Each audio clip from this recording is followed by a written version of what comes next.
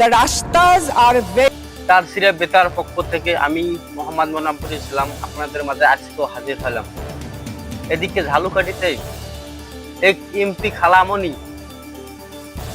বক্তব্য দিতে গিয়ে বাংলা ইংলিশ দুটোই বলে ফেলেছে। কথাটি একবার শুনুন। The Rashtas are a very, very bad situation. This is due to the durnitis that we have seen. লন্ডনে পড়াশোনা করেছেন। জাতীয় সংসদে ইংরেজির সঙ্গে বাংলার মিশেলে বক্তব্য দেওয়া সংরক্ষিত নারী আসনের সেই এমপি তার ব্যক্তিগত ফেসবুক অ্যাকাউন্টে দেওয়া তথ্য পর্যালোচনা করে এমনটাই জানা গেছে। ফেসবুকে দেওয়া অনুযায়ী সেন্ট নিকোলাস কলেজ অফ লন্ডনে পড়াশোনা করেছেন তিনি।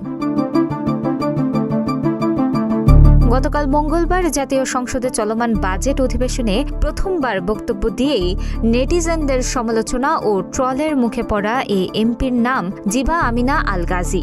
বাড়ি ঝালুকাঠি সদর উপজেলায়। বিএনপির নির্বাহী কমিটির সদস্য ও কেন্দ্রীয় মহিলা দলের সহসভাপতি তিনি। বাজেট অধিবেশনে দেওয়া ওই বক্তব্য শুরুর কিছুক্ষণ পর ইংরেজি বলতে শুরু করেন জিবা আমিন। এক পর্যায়ে আটকে গেলেও বেশ চতুরতার সঙ্গে ইংরেজির মধ্যে বাংলা শব্দ জুড়ে দেন। 1600 square mile of কাঁচা রাস্তা। উনি হয়তোবা ভুলে গিয়েছেন যে অ্যাকচুয়ালি বাংলাদেশের রাস্তাগুলো যদি আমরা যারাই আমাদের রুট লেভেলে যাই, the Rashtas are a very, very bad situation. This is due to the durnitis that we have seen from the previous regime.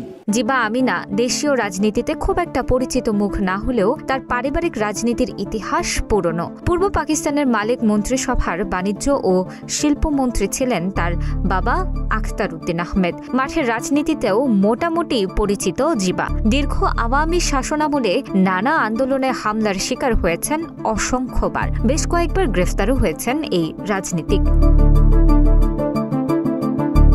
Awami শাসনামলে 2018 সালে একাদশ জাতীয় সংসদ নির্বাচনে বিএনপির মনোনয়ন নিয়ে ধানের শীষ প্রতীকে ঝালুকাঠি 2 তথা ঝালুকাঠি সদর ও নলছিটি আসনে প্রতিদ্বন্দ্বিতা করেছিলেন।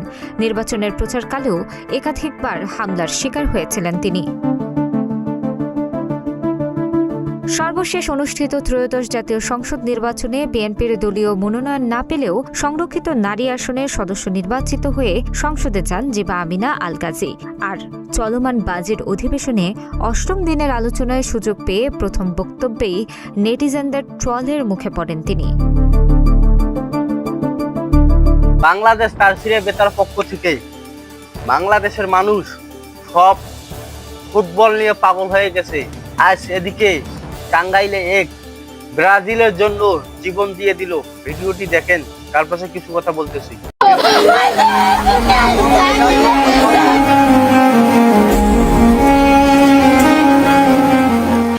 ফুটবল খেলা নিয়ে বাংলাদেশিদের পাগলামি দিন দিন মাত্রা ছাড়িয়ে যাচ্ছে। এবার টাঙ্গাইলের মির্জাপুরে ব্রাজিলের পতাকা টাঙাতে গিয়ে 6তলা ভবনের ছাদ থেকে পড়ে রায়হান নামের এক যুবকের মর্মান্তিক মৃত্যু হয়েছে। রবিবার সকাল 9টার দিকে মির্জাপুর পৌরসভার 3 নম্বর ওয়ার্ডের মির্জাপুর বাইপাস বাস স্ট্যান্ড সংলগ্ন গড়াইল এলাকায় তালুকদার ভিলায় এ দুর্ঘটনা ঘটে। নিহত রায়হান টাঙ্গাইলের দেলদুয়ার উপজেলার ডুবাইল ইউনিয়নের পরৈখালী গ্রামের মৃত দুলাল মিয়ার ছেলে। তিনি পরিবারের সঙ্গে মির্জাপুর উপজেলার থলপাড়া গ্রামের জুয়েল তালুকদারের গড়াইল এলাকার বাড়িতে ভাড়া থাকতেন। পুলিশ ও স্থানীয় সূত্রে জানা যায়, সকালে ভাড়া বাসার ছাদে ব্রাজিলের পতাকা টাঙাতে যান রায়হান। পতাকা টাঙানোর উদ্দেশ্যে সে ছাদের চিলেকোঠায় উঠে যান। এ সময় অসাবধানতাবশত তিনি ছাদ থেকে নিচে পড়ে গুরুতর আহত হন। পরে স্থানীয়রা তাকে উদ্ধার করে কুমুদিনী হাসপাতালে নিয়ে গেলে দায়িত্বরত চিকিৎসক মৃত ঘোষণা করেন। ভবনের মালিক জুয়েল তালুকদার জানান, রায়হান ব্রাজিল ফুটবল দলের এবং নেইমারের সমর্থক ছিলেন। তিনি প্রায় প্রতিদিনই ছাদে টাঙানো পতাকা নামানো এবং উত্তোলনের কাজ করতেন। প্রতিদিনের মতো রবিবারও ছাদে গিয়ে পতাকা ধরতে গিয়ে নিচে পড়ে যান। পরিবারের সদস্যরা জানান, রায়হান দীর্ঘদিন ধরে মানসিক সমস্যায় ভুগছিলেন এবং মাঝে মধ্যে অস্বাভাবিক আচরণ করতেন। ঘটনার দিন সকালে তিনি হঠাৎ করে ছাদে যান এবং কিছুক্ষণ পর নিচে পড়ে যান। মির্জাপুর থানার ভারপ্রাপ্ত কর্মকর্তা ওসি আব্দুল্লাহ আল মামুন বলেন, নিহত ব্যক্তি মানসিক রোগে আক্রান্ত ছিলেন বলে জানা গেছে। আইনি প্রক্রিয়া সম্পন্ন করে দেহ পরিবারের কাছে হস্তান্তর করা হয়েছে। বন্ধুরা, খেলা হচ্ছে হাজার হাজার মাইল দূরে, তাও আবার ভিনদেশি একটা জাতির পতাকা টাঙাতে গিয়ে এমন মৃত্যু কখনোই কাম্য নয়। আজকের ঘটনাটি আমাদের জন্য একটি গভীর শিক্ষা। ফুটবল, ক্রিকেট কিংবা যে কোনো খেলা আমাদের আনন্দ দেয়, বিনোদন দেয় এবং একে অপরের সঙ্গে আবেগের বন্ধন তৈরি করে। কিন্তু খেলার প্রতি ভালোবাসা যেন কখনো আমাদের জীবন ও নিরাপত্তার চেয়ে বড় না হয়ে যায়। টাঙ্গাইলের মির্জাপুরে রায়হানের এই মর্মান্তিক মৃত্যু শুধু একটি পরিবারের জন্য নয়, পুরো সমাজের জন্যই একটি সতর্ক বার্তা। আমরা সবাই প্রিয় দলকে সমর্থন করতে পারি, পতাকা টাঙাতে পারি, উল্লাস করতে পারি, কিন্তু সবকিছুই হওয়া উচিত সচেতনতা ও নিরাপত্তার সঙ্গে। একটি খেলা শেষ হয়ে যাবে, নতুন টুর্নামেন্ট আসবে, নতুন জয় পরাজয় হবে, কিন্তু একটি মানুষের জীবন একবার চলে গেলে তার কখনো ফিরে আসে না। রায়হানের আত্মার মাগফেরাত কামনা করছি এবং তার শোক সন্তপ্ত পরিবারের প্রতি গভীর সমবেদনা জানাচ্ছি। সুপ্রিয় দর্শক, ফুটবল নিয়ে এমন পাগলামি সম্পর্কে আপনার মতামত জানান কমেন্ট বক্সে। বাংলাদেশ স্টার সিলেট বেতার পক্ষ থেকে এদিকে 6 বছরের এক ছোট বাচ্চা মেসির মতো জাদুকর খেলা দেখাইতেছেন। ভিডিওটা একবার দেখেন, তারপর কিছু কথা বলতেছি।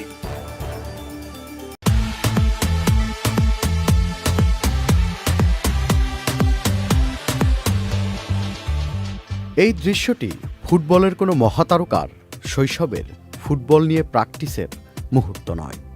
এটি 6 বছরের সোহানের নিজ গ্রামের সবুজ মাঠ, পুকুর ঘাট আর পাকা রাস্তায় ফুটবল নৈপুণ্যের ভিডিও, যা দেখে থমকে যায় হাজারো মানুষের স্কোর।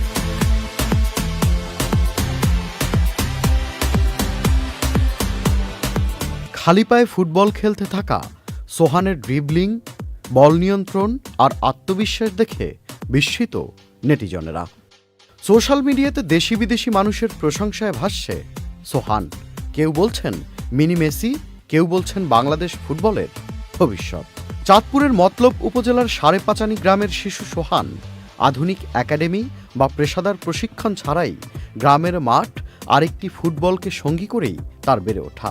সামাজিক যোগাযোগ মাধ্যমে ছড়িয়ে পড়া ভিডিওগুলো বয়সের তুলনায় অসাধারণ বল নিয়ন্ত্রণ ও ফুটবল স্কিল দেখিয়ে সবার নজর কেড়েছে সোহান।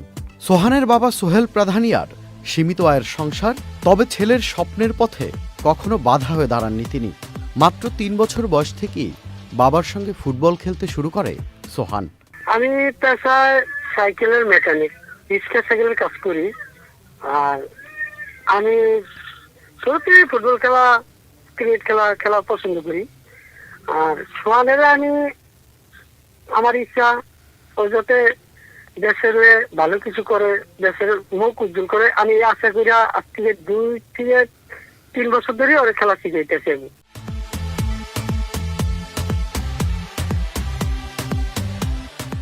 সোহানের গল্প মনে করিয়ে দেয় বিশ্বের অনেক কিংবদন্তি ফুটবলারের শুরুর দিনের কথা। Lionel Messi, Neymar junior, Sadio Mane কিংবা মোহাম্মদ সালার কথা। প্রত্যেকেই সীমাবদ্ধতা পেরিয়ে উঠে এসেছেন প্রতিভা আর পরিশ্রমের জোরে। ছোট্ট শিশু সোহানও প্রমাণ করেছে প্রতিভা শুধুই বড় শহরে নয়, জন্ম নেয় গ্রামের মাঠেও। খুদে এই ফুটবলারের প্রতিভা গত বছরের আগস্ট 2025 নজর কেড়েছিল বর্তমান প্রধানমন্ত্রী তারেক রহমানের। তার নির্দেশনায় তৎকালীন সময়ে জাতীয় দলের অধিনায়ক ও বর্তমান ক্রীড়া প্রতিমন্ত্রী আমিনুল হক গিয়েছিলেন সোহানের বাড়িতে।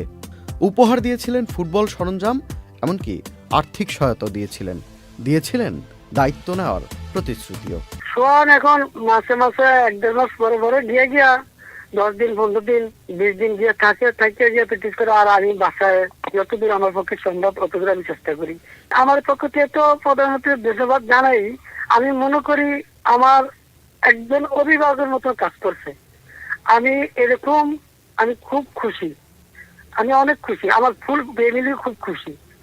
আজও পর্যন্ত খরচ দেয়, এরপরে আমাদের ক্রীড়া প্রতিমন্ত্রী বেড়া খোঁজখবর লয়।